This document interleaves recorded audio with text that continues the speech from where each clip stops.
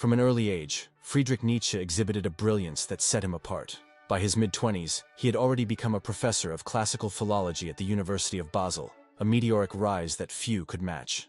Yet even in these formative years, whispers of his future as a revolutionary thinker began to echo. His mind, restless and fiercely independent, could not be tethered to the confines of philological study alone.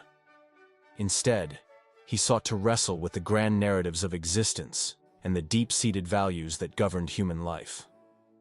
At first, Nietzsche found inspiration in Arthur Schopenhauer's grim metaphysics of the will and in the mesmerizing compositions of Richard Wagner. Schopenhauer's brand of pessimism validated Nietzsche's intuition that suffering lay at the heart of existence, while Wagner's music seemed to resuscitate a sense of mythic meaning in an increasingly disenchanted world.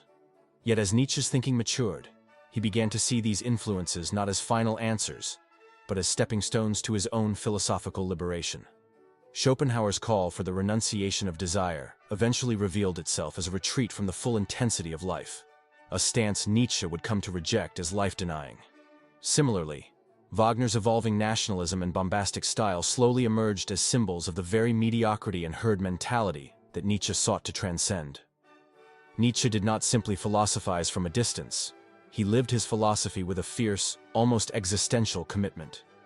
His writings were not the results of an academic pursuit alone, but were born out of a personal struggle against the conventional morals and spiritual complacency of his time. He questioned the foundations of morality, declared the death of God, and endeavored to upend the entire edifice of Western values. This radical intellectual independence, however, came at a steep price. As he distanced himself from both academic convention and spiritual orthodoxy, Nietzsche increasingly found himself in a state of existential solitude, a solitary wanderer roaming the wilderness of truth, as he himself eloquently confessed. The thinker, as a solitary being, walks ever more alone, ever more deeply into the wilderness of truth. Into that wilderness, in the summer of 1882, arrived a figure who would both captivate and wound him, Andreas-Salomé. In the serene surroundings of Teutoburg, a picturesque town nestled in the Swiss countryside, Nietzsche was in a period of recuperation. It was here that his close companion, Paul Rée, a physician-turned-philosopher, whose own writings delved into the psychological origins of morality, kept him company. In this bucolic retreat from the intellectual battles of urban life, conversations flowed with a raw and unguarded intensity, setting the stage for a transformation that neither man could have anticipated. Andreas-Salomé entered this delicate balance like a comet blazing across the night sky.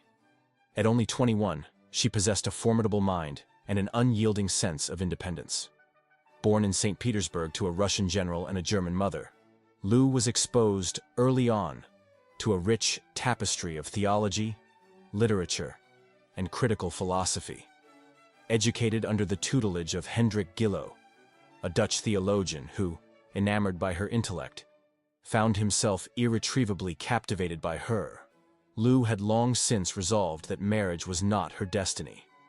Instead, she was dedicated to a life of thought, freedom, and an unshackled pursuit of truth. For Nietzsche, was more than a mere passing interest. She embodied the very qualities he cherished in his writings: the free spirit, the rare individual unbound by traditional customs, religion, or the oppressive forces of herd morality.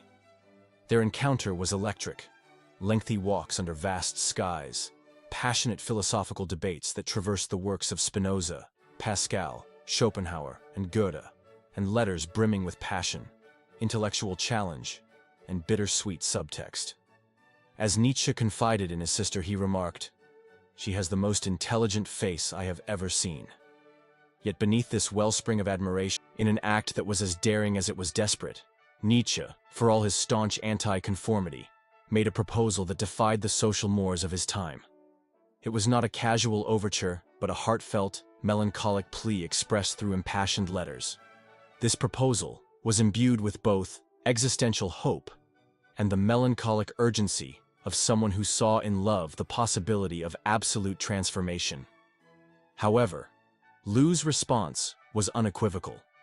Grounded in her own fierce commitment to intellectual independence, she refused his overture. To her, marriage, and even the traditional concepts of romantic union, represented a constraint that could suffocate the vibrant spirit of an individual. "Even the thought of marriage suffocates me," she declared, setting the boundaries of her own life firmly in the realm of intellectual freedom. Complicating matters further was the presence of Paul Rée, who, like Nietzsche, had found himself enchanted by Lou's formidable personality. But in a twist that defied conventional romantic narratives, Lou dismissed both suitors. Instead, she put forth an audacious proposal for a three-person intellectual partnership, a shared life of thought, exploration, and equal engagement devoid of traditional romance. "Let us create a life," she proposed, "where men and women can think and live together platonically, as equals." For Nietzsche, however, such an arrangement was intolerable. His emotions, not merely philosophical musings, demanded a connection that transcended the purely intellectual. He craved intimacy and a profound spiritual communion, an intimacy that could elevate the soul even as it consumed it. The growing closeness between Lou and Paul Rée, which Nietzsche could only perceive as a betrayal and a mirror to his own inadequacies, deepened his inner turmoil and hardened his resolve against compromises of the heart. The intensity of these entangled relationships soon gave way to a crisis that Nietzsche found insurmountable. Unable to bear the mounting tension, the philosopher began to withdraw, first cutting off contact with Paul Rée, and then with Lou. What had once promised to be one of the most exhilarating intellectual collaborations became mired in the painful realities of jealousy, misunderstanding, and heartbreak. This profound sense of loss marked a decisive turning point in Nietzsche's life. His letters, once overflowing with vibrant intellectuality, turned darker and more severe. As he wandered from city to city, increasingly isolated, both physically and spiritually, the internal collapse of his world mirrored the disintegration of the traditions he once sought to overhaul. His health began to fail, reflecting the toll that the relentless battle of ideas and of the heart had exacted upon him. Yet, in Nietzsche's own paradoxical fashion, this ruin served as the crucible from which some of his most vital and transformative philosophical ideas would emerge. The despair wrought by Lou's rejection and the dissolution of their ill-fated alliance breathed new life into Nietzsche's radical ideas.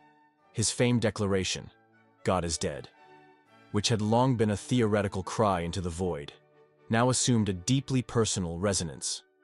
The collapse of divine meaning paralleled the shattering of his own hopes for human connection. In this void, Nietzsche perceived a desperate call for the creation of new values, ones that must be forged in the furnace of individual experience and suffering.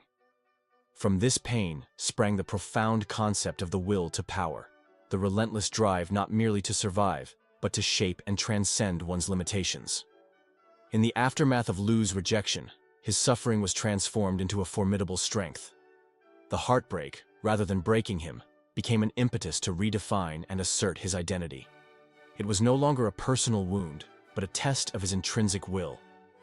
Linked closely with this was the philosophy of Amor Fati, the love of fate. Nietzsche began to advocate that one must not only endure life's inevitable hardships, but embrace them fully, recognizing that every moment, joyful or painful, was indispensable to the formation of one's character. As he declared, "My formula for greatness in a human being is amor fati, that one wants nothing to be different. Not forward, not backward, not in all eternity." Furthermore, the seeds of the Übermensch, or Overman, were sown in the aftermath of these trials. In this ideal, Nietzsche envisioned an individual who transcends conventional morality, who forges new values, and who walks the solitary path of self-discovery and self-creation. In this context, Lou's refusal served as both a personal torment and a necessary affirmation of his belief that greatness often demands the courage to stand alone. In the years following these transformative events, Nietzsche's inner life grew ever more turbulent. The cumulative effects of his emotional and philosophical battles eventually culminated in a complete mental collapse in Turin. Though he would live for another decade, the man who once challenged the very foundations of morality had been irrevocably altered. His brilliant mind, once aflame with visionary ideas, was lost beneath the weight of illness and the relentless burden of his insights. Lou, meanwhile, continued her journey unfettered. Flourishing as a writer, a psychoanalyst, and a close associate of Sigmund Freud, she forged a path marked by independent thought and unyielding resolve. She never married, yet she never felt the isolation that had so tormented Nietzsche. Instead, she remained a respected, controversial, and formidable intellectual force, navigating life on her own terms. Looking back, she once said of Nietzsche, "He lived too early, too dangerously, too alone." This love triangle was not merely the heartbreak of a philosopher, it was a window into the emotional origins of philosophy itself. Some of Nietzsche's deepest ideas were born not in books, but in the lived pain of this encounter. Philosophy, then, does not always begin in the library. Sometimes, it begins in a woman's refusal.